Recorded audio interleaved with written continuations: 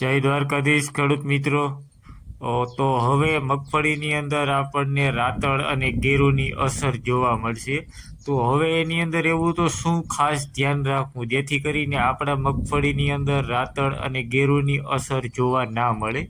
અને જો રાતળ અને ગેરુની અસર જોવા મળતી હોય તો એની અંદર કયું ફૂગનાશક છાંટીએ તો આપણને ખૂબ જ સારું રિઝલ્ટ મળે. એના વિશે જ આજે આપણે વિડીયોની અંદર વાત કરશું, તો વિડીયોમાં લાસ્ટ સુધી જોડાયેલા રહેજો. અને જે મિત્રો નવા હોય એ આપણી ચેનલને સબસ્ક્રાઈબ કરી લેજો. તો હવે ખેડૂત મિત્રો, મગફળીની અંદર રાતળ ગેરું આવવાનો ટાઈમ થઈ ગયો છે અને આપણને ખ્યાલ છે એ રીતના જ રાતળ ગેરું શરૂઆત હંમેશા કોઈ પણ એક આપણે ખેતરના શેઢા બાજુથી થાય છે અને ત્યાર પછી પવનની દિશા મુજબ આગળ વધતો હોય છે. તો હવે સૌ પ્રથમ વાત કરીએ મિત્રો, તો અત્યારે શું કાળજી રાખવી એની વાત કરીએ. તો કાળજીની અંદર આપણે લીલી પોપટી હોય, સફેદ પોપટી હોય, એનું કંટ્રોલ કરવાનું રહેશે. મોસ્ટ ઓફલી મિત્રો પોપટીના લીધે રાતળ ગેરું આવતો હોય છે. તો રાતળ ગેરું માટે આપણે પહેલાં પોપટીનો કંટ્રોલ કરી લેવું તો આપણે રાતળ ગેરું આવવાની સમસ્યા ખૂબ જ એવી ઓછી થઈ જશે. અને હવે આપણે મિત્રો વાત કરીએ, જો રાતળ ગેરું આવી ગયો હોય તો એના માટે કયા ફૂગનાશક છાંટવા. તો ફૂગનાશકની અંદર આપણે હમણાં લાસ્ટમાં વાત કરીએ કયું ટેકનિકલ સારું આવે.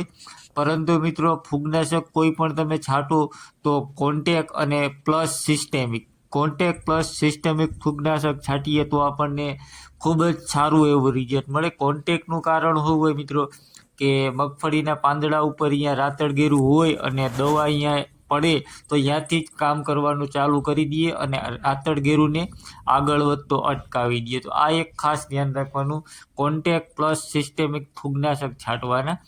તો હવે આપણે વાત કરીએ મિત્રો, પોપટી કંટ્રોલ થઈ જાય અને રાતળ ગેરું પણ કંટ્રોલ થઈ જાય એના માટે કઈ દવા સારી એવી માર્કેટમાં આવે છે.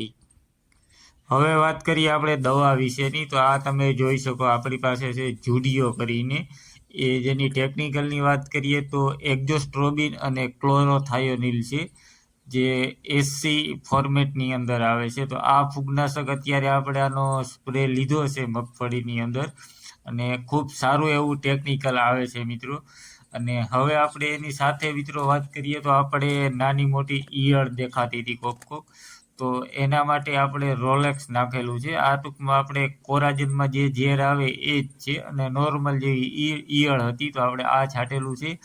અને હવે આપણે વાત કરીએ પોપટી માટે આપણે એસી પ્રો, જેને આપણે ટેકનિકલ જોવા જઈએ તો બુપ્રોફેઝિન છે અને એસીપેટ છે. આ આપણે પોપટી માટે છાંટેલું છે મિત્રો. તો આ રીતનું આપણે એક ખૂબ સારું એવું ફૂગનાશક છાંટેલું છે રાતળ ગેરું માટે. અને તમે આની માટે પોપટી માટે એસીપેટ 75% આવે એ પણ ઉપયોગ કરી શકો છો.